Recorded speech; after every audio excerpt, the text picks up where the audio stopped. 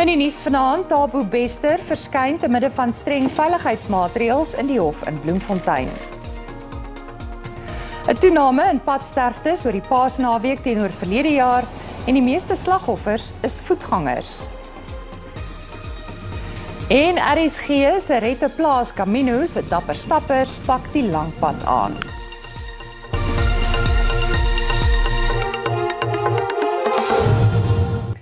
Goeienaand en welkom by die nuus in Afrikaans op hierdie Vrydag aand. Die veroordeelde verkragter en moordenaar Thabo Bester het vroeër vandag in die Bloemfonteinse Landdroshof verskyn. Bester het in Mei verlede jaar uit die Mangaung korrektiewe sentrum ontsnap en was vir meer as 11 maande voortvlugtig. Bester is vanoggend in 'n konvooi vanaf die Gossie-Mampuru gevangenis in Pretoria na die hof in Bloemfontein vervoer. Daar was ook 'n groot polisie teenwoordigheid buite die hof en swaar gewapende beamptes het Bester na die hofsaal begelei. Hy het ook hand- en voetboeie in die hof gedra. Bester, wat ook as die Facebook-verkragter bekend staan, is in 2012 lewenslang gevonnis vir verkrachting en moord. Hy staan nou ook tereg op aanklagte van ontsnapping, regsverydeling, lijkskending en bedrog. Die staat het versoek dat die saak oor 'n maand hervat om hom genoeg tyd te gee om vir hierdie lywige en ingewikkelde hofsaak voor te berei. The fact of the matter is, Your Worship, the investigations are so extensive and so broad that within a month the investigation will not be done. That I can confirm and guarantee. And I'm saying there are concerns in terms of security. And the matter will ultimately, after the investigations, there is already a decision by the Office of the Director of Public Prosecutions that the matter will ultimately be heard in the High Court. That can never take a period of a month. Maar Bester se regsverteenwoordiger het kapsie gemaak. Hy het aan die hof en later ook aan die SABC gesê sy kliënt vrees vir sy lewe. Hy wil byvoorbeeld glad nie die kos eet wat tronkbeamptes aan hom gee nie. Before you leave, does he fear for his life? Last comment from you. We said there are safety concerns. Yes. Die saak is tot 16 Mei uitgestel en Bester is na die hofverrigtinge na die Gossie-Mampuru gevangenis teruggeneem. Sy vriendin Nandipa Magudumana en 'n medebeskuldigde, die kringtelevisietegnikus Tebogo Dipolo, het gister vlugtig in dieselfde hof in Bloemfontein verskyn. Hulle saak is tot maandag uitgestel wanneer hulle saam met nog 2 beskuldigdes in verband met Bester se ontsnapping sal verskyn.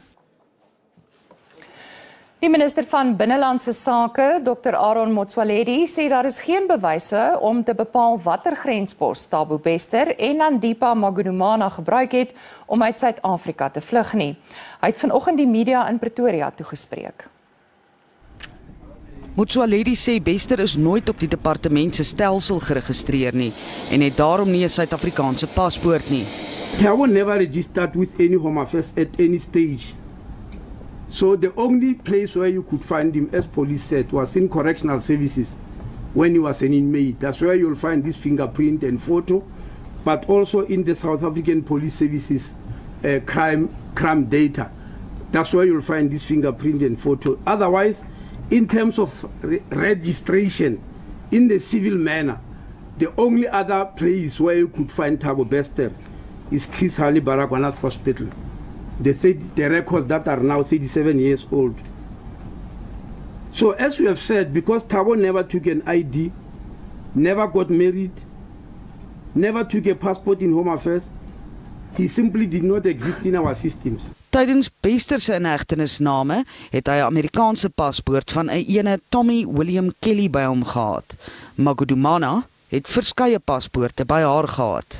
When she was caught in Tanzania, she was found in possession of this passport, which expired in 2027, which she last used on the 12th of May 2022, coming from Bulawayo.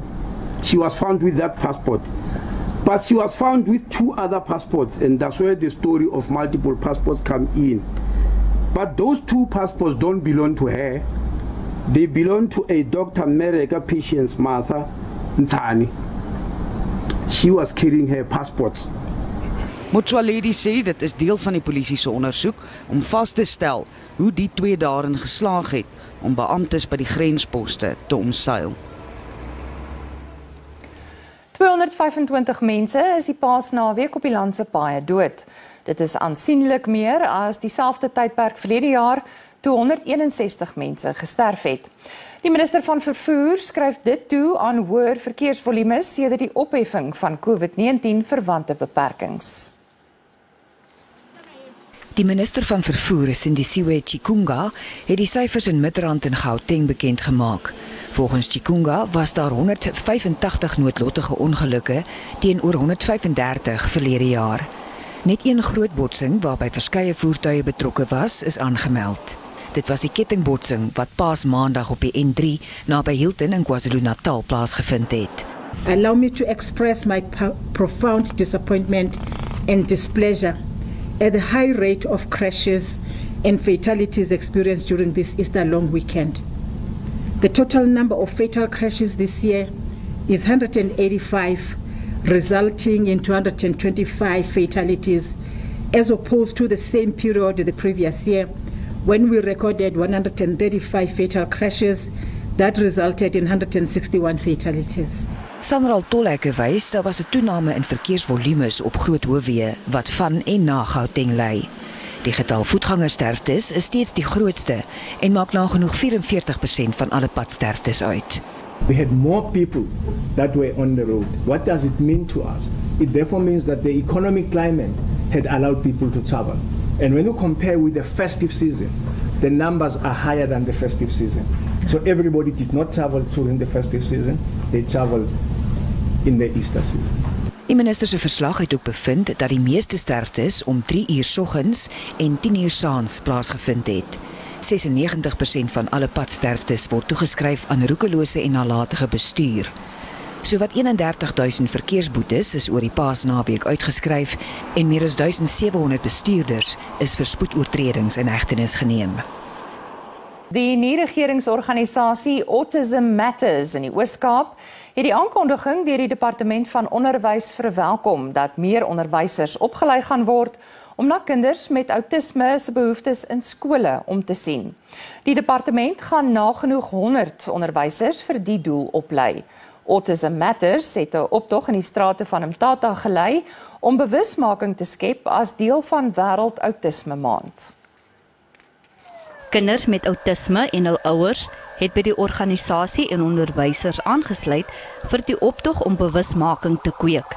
Die Oos-Kaap het tans 'n tekort aan skole wat kinders met outisme kan akkommodeer. We wanted to make awareness and educate a lot of parents coming from rural areas and how to work with these autistic children and how they can manage to stay with them in the house, because we also heard that some of the parents are locking these children inside the houses. So we don't want those things because that is an abuse. As we are here today, we hope that it's going to work for the best for all the parents. Die provinsiale departement van onderwys het aan die optog deelgeneem. We have trained 98 students on autism spectrum, to be precise. They are graduating in May next month. In terms of the plan, they must be placed in June. In particular, in some of the institutions that we have just recently built, like the Tembisa one here in Mthatha, we have got a wing that has accommodated 48 learners of autism as part of the disciplines that are in that particular special school. Die departement het sy onderneming gegee dat kinders met outisme voortaan nie sal sukkel om by skole geplaas te word nie. Die Departement van Onderwys in Limpopo het die sperdatum van 31 Maart misgeloop om weg te doen met pittoilette by skole.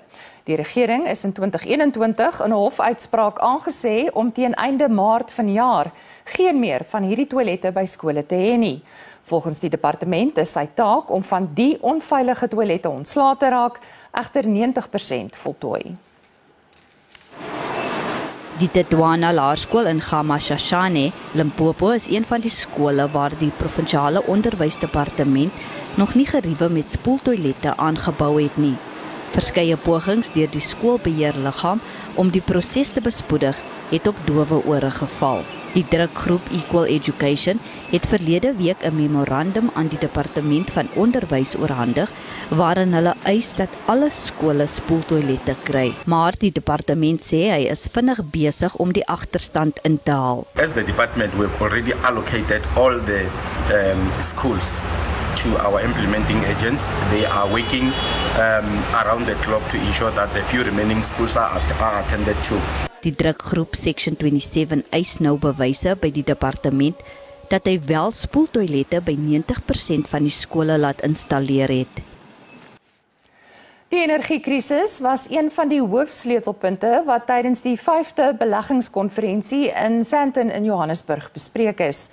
Die minister van elektrisiteit, Gosienzo Ramogopa, het aan afgevaardigdes gesê die regering is ernstig daaroor om die energiekrisis op te los en beleggingsvertroue te versterk. Die energiekrisis is soos 'n meelsteen om die nek van ekonomiese groei. Ramogopa het aan afgevaardigdes gesê daar is 'n plan om Eskom te herstel en die krisis op te los. Daar word ook gehoop dat die private sektor se beleggings in nuwe energieopwekkingsmoontlikhede 'n oplossing kan wees. 'n Bykomende hulp sal wees om die verkryging van hernubare energie, batteryberging en sonkragprojekte te bespoedig. The point is to find the 6,000 megawatts that are undermining our ability to eradicate the load shedding. And we are doing a considerable amount of work there, and I'm sure that as the panel conversation expands, we'll be able to articulate more what are some of these interventions that we are making to ensure that there's immediate relief, so that we give confidence to the market that we are serious about the resolution of this question. Eskom het intussen gesê hy werk aan 'n omkeerstrategie wat tussen nou en Maart 2025 geïmplementeer sal word. We're here to talk about investment and creating investor confidence.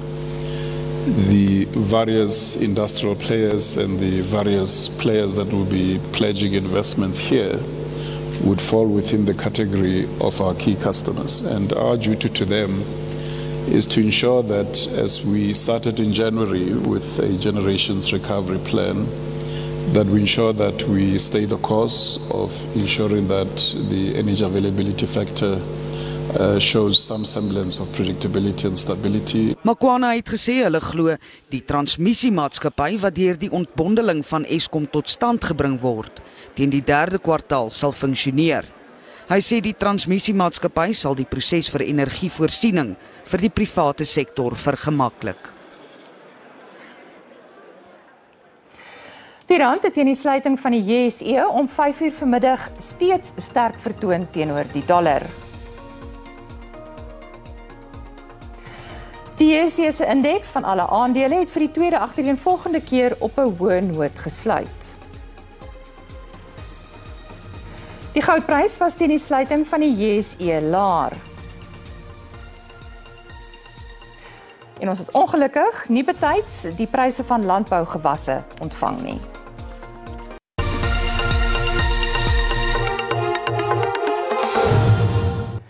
In aanloop tot die netbal wêreldbeker toernooi wat in Kaapstad aangebied gaan word, is 'n veldtog ter ondersteuning van die Proteas deur die minister van Sport, Zizi Kodwa, van stapel gestuur.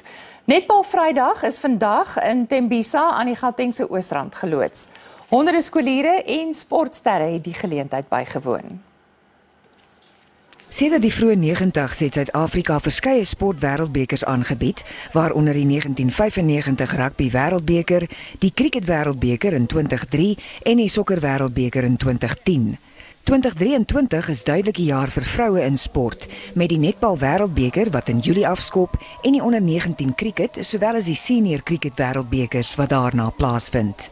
Everywhere in South Africa it's going to be like this until we get to Cape Town. Sinbonga Kulu, we wish you all the best. We're going to be with you until the 6th of August when I lift that cup with you with the President Ramaphosa. Sinbonga Kulu, thank you very much. Thank you. Die jong span sal nog op hulle ou dag vir hulle kleinkinders van die geleentheid vertel. We as the Gallery of Legends, we also use some of the legends to inspire the youth, so it's great to know that's emphasis put on the youth, that they also motivated to participate in this and to feel the vibe. For us, we want these young ones to be more inspired by the legends, the route, the journey that our legends has traveled. So they must also, give it back to this one, inspire them.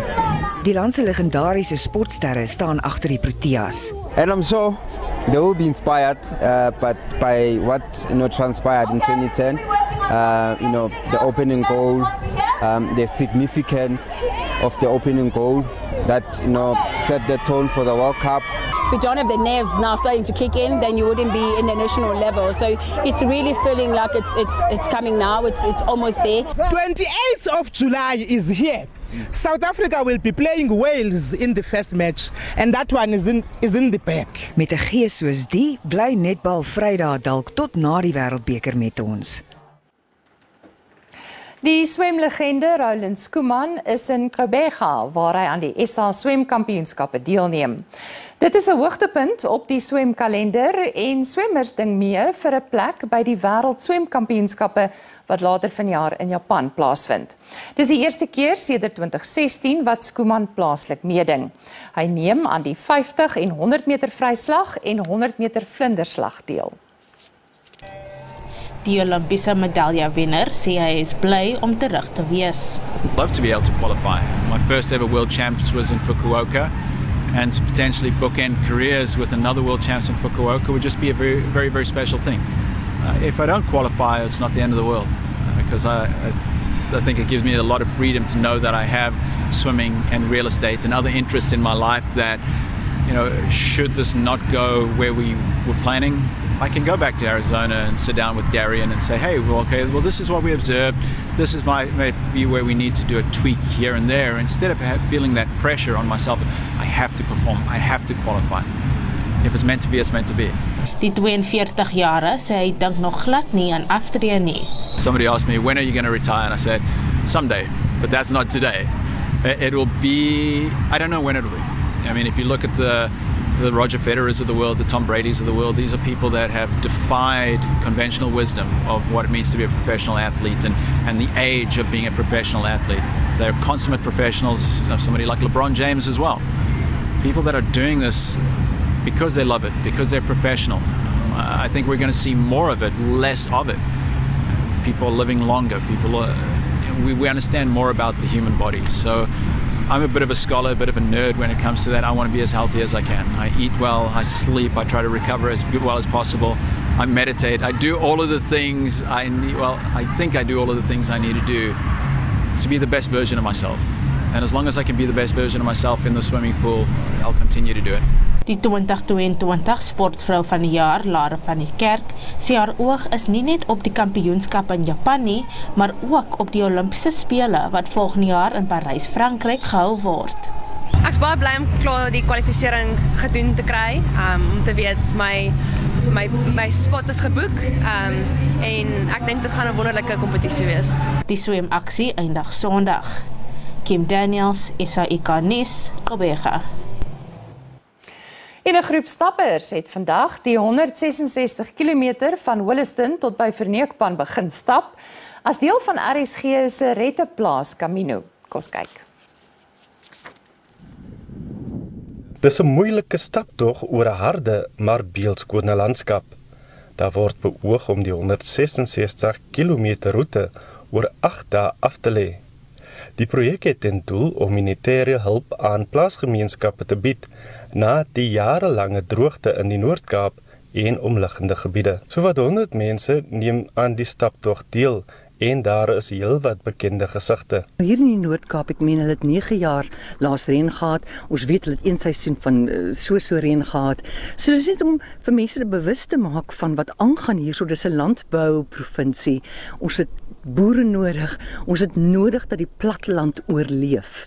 En daarom is dit net wonderlik om deel te wees hiervan. Dis vir my 'n wonderlike geleentheid vandat ons hier aangekom het om te sien hoe al die mense hier saam staan, die boere, en om dan te weet jy as 'n sanger en 'n liedjie skrywer om ook iets te kan bydra. Is net vir my ongelooflik. Hierdie buitengewone fondsinsameling projek is broodnodig vir die boere. Ons boere sukkel geweldig en as ons boere nie hulp kry nie, sal ons ook nie kos kry nie. So ek doen maar net my deel om die boere te help. Dis dag 1, so die deelnemers is nog in ligte lyn. Sommige sien selfs kans vir ekstra bagasie. Maar hulle is al te bewus van die seerspiere en die blaas op hulle voete wat op hulle wag. Ulrich Hendriks, SABC Nuus, Wollaston, Noord-Kaap. Vasbyt. Dis tyd vir ons om halt te roep. Geniet die naweek, mooi bly.